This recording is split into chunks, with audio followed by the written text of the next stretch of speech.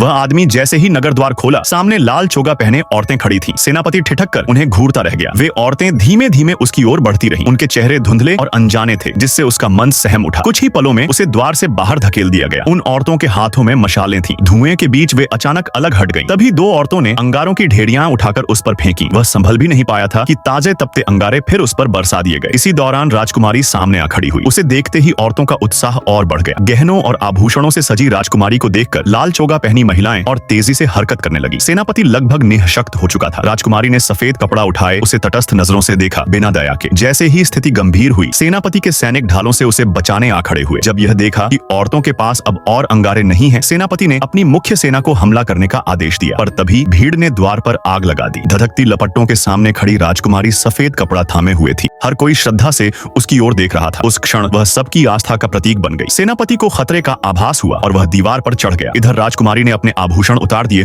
और निडर होकर आग की ओर बढ़ी। तभी शमन ने हवा में चूर्ण बिखेरा और भीड़ उल्लास से भर उठी। राजकुमारी का मान सम्मान और ऊंचा होता जा रहा था। तभी अचानक सब औरतें मौन होकर झुक गईं। सेनापति ने यह देखकर उनका पीछा किया, पर तब तक नगर द्वार टूट चुका था और औरतें सैनिकों के साथ भीतर घुस पड़ी। भीड़ ने गति पकड़ ली और सेनापति समझ गया कि राजकुमारी कुछ अति कर बैठने वाली है। तभी शमन ने शंख फूंका और सब सक्रिय हो उठे। राजकुमारी सफेद कपड़े पर अंकित हथेली का निशान थामे भीड़ का नेतृत्व करती सीढ़ियों से नीचे उतरी। उस क्षण उसने और उसकी प्रजा ने जैसे मौन समझौता कर लिया। गलियारा लोगों से ठसाठस भर गया, पर और लोग आते ही जा रहे थे।